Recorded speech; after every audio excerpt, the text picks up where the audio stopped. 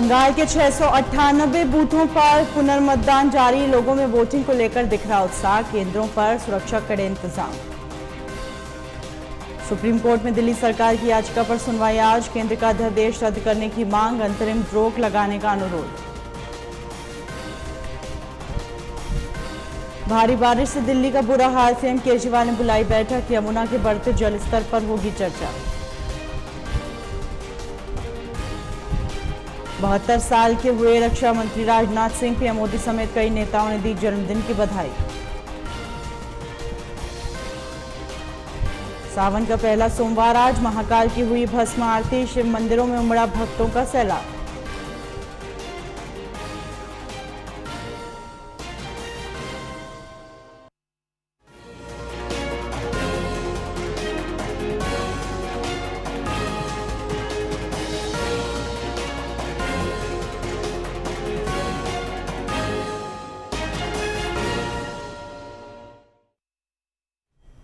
नमस्कार, स्वागत है आपका। आप देख रहे हैं न्यूज लाइव। मैं हूं आपके साथ है ना। सावन का सोमवार आज है। सावन के सोमवार का विशेष महत्व होता है। इस दिन भक्त भोलेनाथ को प्रसन्न करने के लिए तरह तरह के प्रयास करते हैं। वहीं देश भर के शिवालयों में श्रद्धालुओं की भीड़ उमड़ रही है। वहीं दिल्ली में चांदनी चौक स्थित गौरी शंकर मंदिर में लोगों की भीड़ देखने को मिली। सावन के पहले सोमवार पर लोग गौरी शंकर के दर्शन और उनकी पूजा करने के लिए आतुर दिखे। सावन महीने में उज्जैन के महाकालेश्वर मंदिर में भगवान महाकाल की पूजा अर्चना की जा रही है। साथ ही इस पावन महीने में उज्जैन में भगवान महाकाल के दर्शन के लिए श्रद्धालुओं की भारी भीड़ उमड़ रही है। बताया जा रहा है कि भगवान महाकाल को उज्जैन का राजा कहा जाता है। ऐसे में वो सवारी के रूप में सोमवार को प्रजा का हाल जानने बाहर निकलते हैं। वहीं उत्तर प्रदेश के गोरखपुर में भी मंदिरों में लोगों की भीड़ देखने को मिली। पहले सोमवार को भक्तों ने महादेव झारखंडी शिव मंदिर में पूजा अर्चना की और इसके अलावा वाराणसी में काशी विश्वनाथ मंदिर के बाहर सुरक्षा के कड़े इंतजाम किए। भगवान विश्वनाथ के दर्शन के लिए बड़ी संख्या में श्रद्धालु आए हुए हैं। वहीं राजधानी लखनऊ की बात करें तो यहां भी सभी शिव मंदिरों में सुबह से ही भक्तों की भीड़ लगी हुई है। डालीगंज में मनकामेश्वर मंदिर में सुबह 4 बजे से ही भगवान शिव की पूजा करने के लिए लाइन लगी है और बारी बारी से मंदिर में पहुंचकर पूजा अर्चना की जा रही है।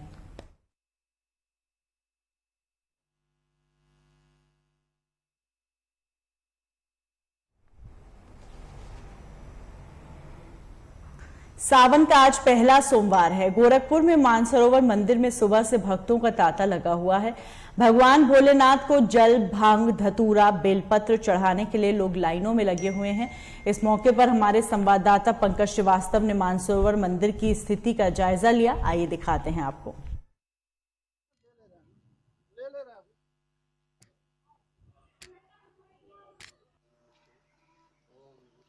के पहले सोमवार पर शिवालयों में उमड़ी भीड़। मैं इस समय मौजूद हूँ गोरखपुर के मानसरोवर मंदिर में। आप देख सकते हैं किस तरह से सावन का आज पहला सोमवार है और यहाँ भक्तों की भारी भीड़ उमड़ी हुई है।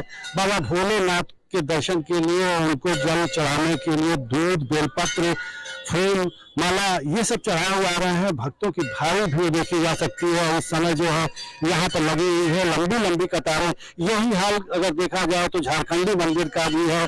साथ ही अन्य शिव मंदिरों में भी जो है वो लोगों की भीड़ उमड़ी हुई है। आप देख सकते हैं महिलाएं जो है वो हाथ में जल लेकर लगी हुई है लाइन में, और जहाँ भी से दूर दूर से यहाँ पर इस मंदिर में आए हैं। ऐसी कहा जाता है कि यहाँ राजा मान सिंह ने कभी पूजा अर्चना की थी। मेरे साथ कुछ लोग हैं। आज जो है वो पहला सोमवार है, क्या कहना चाहेंगे? देखिए, ये सोमवार है। महिला बहुत सुबह से ही जलाभिषेक करी भगवान शिव को, और इस साल संजय भी बहुत अच्छा है कि मलमास पुरुषोत्तम मास भी लगा है। इसलिए महिलाओं को 8 सोमवार व्रत करने के सौभाग्य प्राप्त हो रहा है।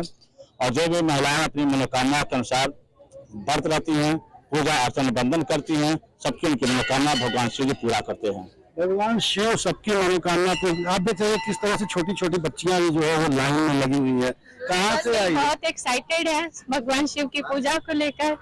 और इससे पहले भी पूजा की है कभी आप लोगों ने? हाँ, बचपन से करते आए हैं। अच्छा, बचपन से, काफी दिनों से आप लोग आ रही हैं। क्या कहेंगी, आज पहला सोमवार है सावन का, कितना उत्साह है आप लोगों के लिए? बहुत ज्यादा भोलेनाथ का दर्शन करने के लिए।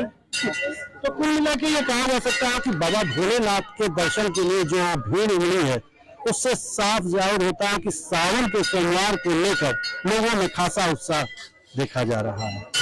कैमरा से संतोष के साथ पंकज श्रीवास्तव, लाइव टुडे गोरखपुर।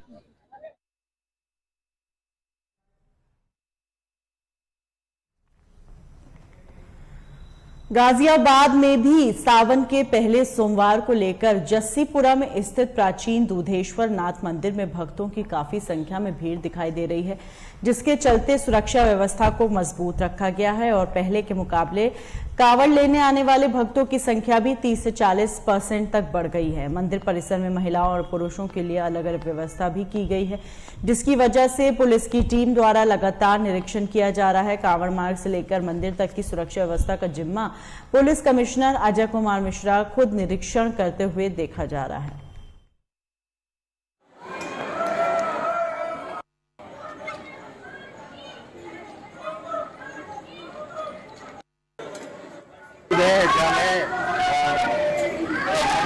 केला है और ये कटूरे के पत्ता है, पेड़ है, आपका है, गुलाब के फूल है। कितनी देर से खड़ा है आप लाइन में? 5:30 बजे से हम लोग लगे हुए हैं, 5:30 बजे से लगे हुए हैं लाइन में लगे हैं 5:30। मान्यताएं बहुत है इस मंदिर की, बहुत ज़्यादा मानता है। हम लोग कानपुर से भी यहाँ आ जाते हैं, पहले हम लोग जॉब करते थे यहाँ पे, कानपुर से यहाँ दर्शन करने भी आते हैं हम लोग। बहुत प्रसिद्ध है और हमारे उत्तर प्रदेश भारत के अंदर बहुत प्रसिद्ध है मंदिर भोले बाबा का, सिद्धि बाबा के यहाँ पे। देखिए, आप जान रहे हैं सावन का प्रथम सोमवार है और अभी ये कह सकते हैं कि जो द्वितीय सोमवार होगा और उसके ठीक एक दिन पहले जो हमारी शिवरात्रि हो रही है उसका आप एक तरीके से इसको ट्रायल रन समझ सकते हैं। जो आज भीड़ है श्रद्धालुओं की, वो अगले सोमवार और रविवार को शिवरात्रि और सावन के द्वितीय सोमवार को कई गुनी होने की संभावना है। तो व्यवस्थाएं कुछ इस बार परिवर्तित की गई हैं। प्रयास ये है कि महिलाओं और पुरुषों की गर्भगृह में अलग अलग समय पर एंट्री हो ताकि किसी असुविधा का सामना न करना पड़े। एक्स्ट्रा बैरिकेडिंग बनाई गई है और बैरिकेडिंग्स की 3 सेपरेट लेन्स बनाई गई हैं, महिला कांवड़ियों के लिए अलग, पुरुष कांवड़ियों के लिए अलग, और जो परिवार के साथ आ रहे हैं उनके लिए अलग कांवड़ियाँ की जाए। उसके अलावा जो गर्भगृह में जो जलाभिषेक हो रहा है उसके लाइव टेलीकास्ट की व्यवस्था अगले सैटरडे से हम स्टार्ट कर देंगे ताकि श्रद्धालुगण जो हमारी पंक्तियों में लगे हुए हैं उनको भी इसके दर्शन होते रहे। जब तक वो स्वयं आके जलाभिषेक नहीं कर लेते हैं उनको भी पता चल रही कि मंदिर में क्या हो रहा है और कितनी भीड़ है। पुलिस डिप्लॉयमेंट की बात करें तो कितना पुलिस डिप्लॉयमेंट किया गया है ओवरऑल गाजियाबाद में कांवड़ियों को लेकर और मंदिर परिसर पर? देखिए, मंदिर परिसर हो या पूरे गाजियाबाद की हम बात करें तो गत वर्ष की तुलना में करीब 30% अधिक हमने पुलिस डिप्लॉयमेंट किया है। उसका कारण ये है कि प्रत्येक वर्ष आप भी देख रहे होंगे कि आने वाले श्रद्धालुओं की संख्या बढ़ती जा रही है। वैसे भी विगत 2 वर्षों से कोविड रिस्ट्रिक्शंस थे तो श्रद्धालुओं की संख्या कम थी, इस बार ज़्यादा होगी, निश्चित तौर पे ज़्यादा होगी। 30% तो हमारा एक न्यूनतम आकलन है, हो सकता है ये संख्या 50%, 60% ज़्यादा हो। जैसा कि मैं निवाड़ी रोड पे देख रहा हूँ, जो गंगा के सारे कांवड़िए आ रहे हैं वो समय से पहले आना उन्होंने शुरू कर दिया और उनकी भीड़ भी गत वर्ष की तुलना में 15 दिन पहले से ही काफ़ी संख्या हो गई है। तो उसी बेस पे ये पुलिस का असेसमेंट है कि भीड़ इस बार ज़्यादा होगी और इसलिए व्यवस्थाएं अधिक की गई हैं। सर, सीसीटीवी कैमरे कितने लगाए गए हैं इस बार और क्या ड्रोन कैमरे? देखिए, कल शाम तक की जो स्थिति थी करीब 630 कैमरे हमारे ऑपरेशनल हो चुके थे। इसको शुक्रवार तक यानी शिवरात्रि के 2 दिन पहले तक 1000 तक ले जाने के हमारे प्रयास हैं। वॉच टावर की क्या स्थिति, कितने वॉच टावर? वॉच टावर तो अभी 40 हैं बट पूरी तरीके से ऑपरेशनल नहीं हुए हैं क्योंकि अभी भीड़ शहर में उतनी नहीं है। जो भीड़ का प्रेशर होगा वो शुक्रवार या बृहस्पतिवार से मैं मान सकता हूँ, तो कल परसों तक सभी ऑपरेशनल हो जाएंगे।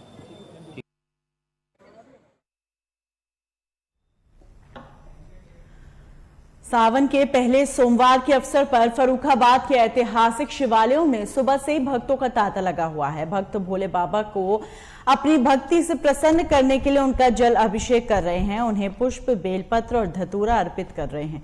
फर्रुखाबाद में काशी के बाद सर्वाधिक शिव मंदिर है, इसलिए इसे अपरा काशी भी कहा जाता है। बताया जा रहा है फर्रुखाबाद में लगभग 400 वर्ष पहले कटूरी गांव के बाहर एक टीला था जिसके ऊपर काफी सारी घास लगी हुई थी। ग्रामीणों ने टीले की साफ सफाई कर खुदाई कराई तो शिवलिंग निकला, जिसके बाद ग्रामीणों ने वहां पूजा अर्चना शुरू कर दी। अब से आज तक यहां दूर दूर से लोग आते हैं और पूजा अर्चना करते हैं।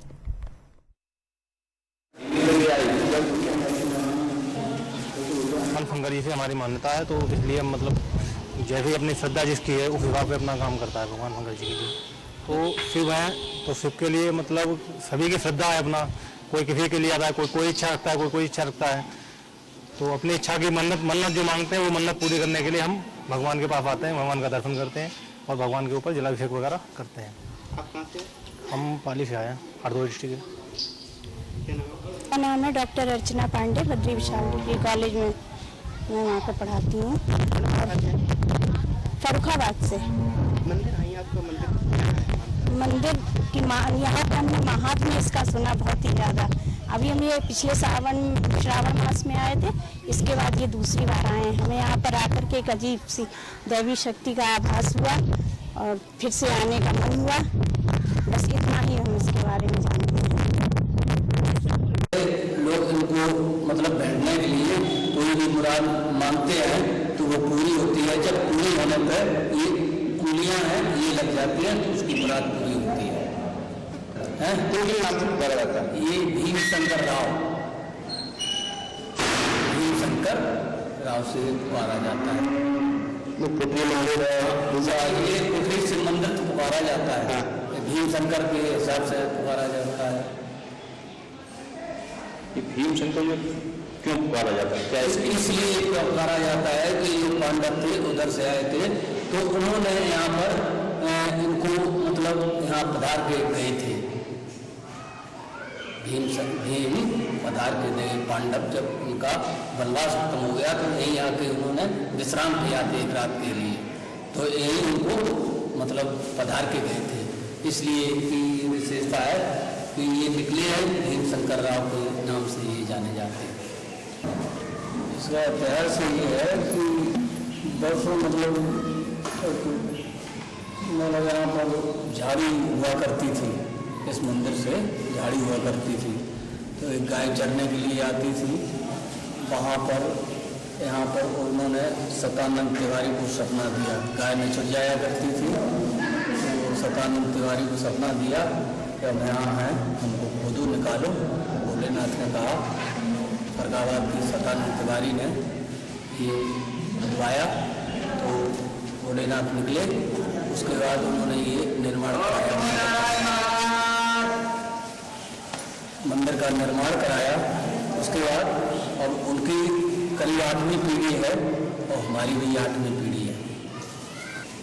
पधारने मतलब कोई मूर्तियाँ करके पधारते हैं, हम अगर कोई लगाते हैं तो ये मतलब स्थापित की है, पधार दी है ये कहते हैं, मगर ऐसा नहीं है। और ये तो निकले हैं, अब किसी ने इनको देखा नहीं, एक मतलब आस्था करते हैं कि हाँ उन्होंने ये ऐसा किया था।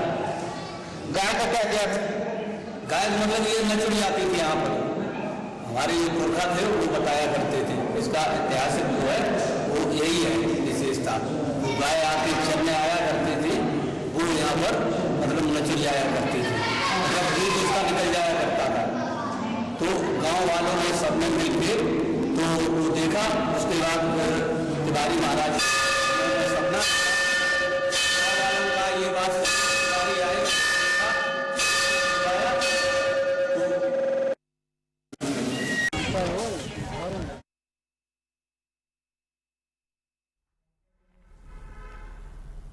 लगातार हो रही बारिश ने लोगों की मुसीबत बढ़ा दी है। पिछले 24 घंटे से पूरे उत्तर भारत में हो रही लगातार बारिश से जनजीवन अस्त व्यस्त हो गया है।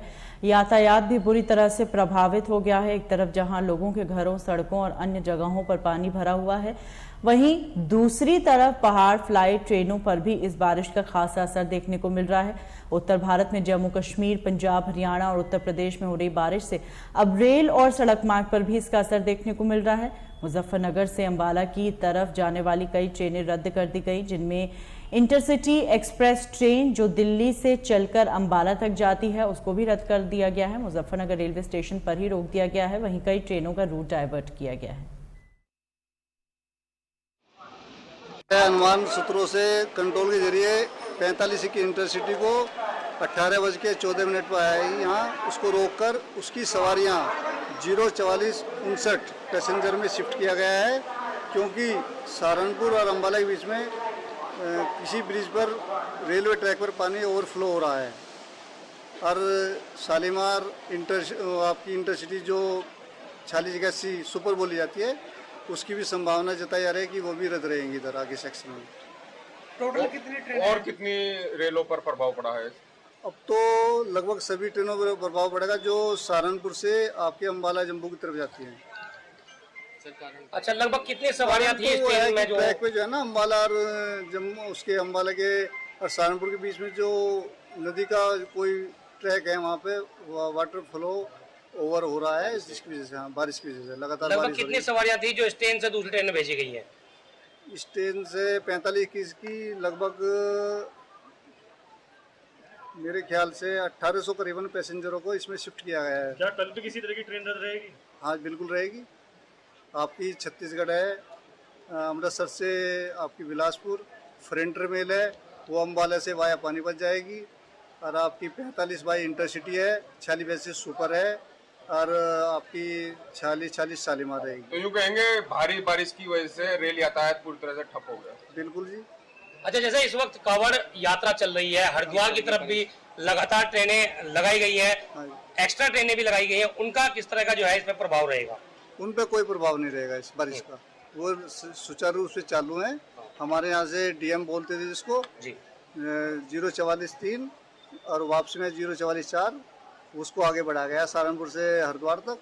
हरिद्वार में रात को 2 बजे वापसी आती है, यहाँ राइट टाइम 5:20 पर। टोटल कितनी ट्रेनें हैं जो आज के चल रही है? लगभग ये तो 4 ट्रेन तो इधर से रहते हैं, उधर से वापसी में लगभग 6 ट्रेन हो जाएंगी।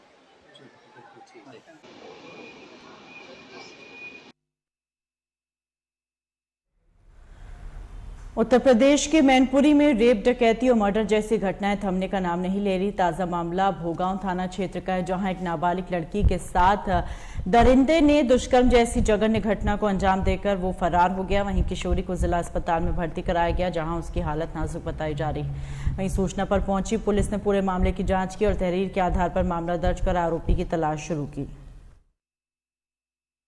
छोटी सी बच्ची और वहीं पे उसे एक लड़का ने पकड़ लिया, उसको पकड़ के ले गया और उसका बलात्कार कर दिया। और ये पुलिस को सूचना दी थी क्या? हाँ दी सूचना। पुलिस ने क्या किया? पुलिस ने क्या, ले गई संग सब छानबीन करके। अच्छा, बच्ची को साथ ले गए क्या? हाँ साथ ले गए। आप क्या चाहती हैं? पुलिस से न्याय क्या चाहती हैं? न्याय का, उस कातिल को सजा दिलवाई जाए। कस्बा भोगांव के चौधरी मोहल्ला में एक नाबालिग लड़की के साथ दुष्कर्म का मामला प्रकाश में आया था, जिसमें पीड़िता के दादा की तहरीर पर थाना भोगांव में 376 और पॉक्सो एक्ट के अंतर्गत मुकदमा पंजीकृत किया गया है। इसमें पीड़िता का मेडिकल परीक्षण के लिए पीजीआई सिपाही भेजा गया है और घटना में संलिप्त अभियुक्त की तलाश की जा रही है।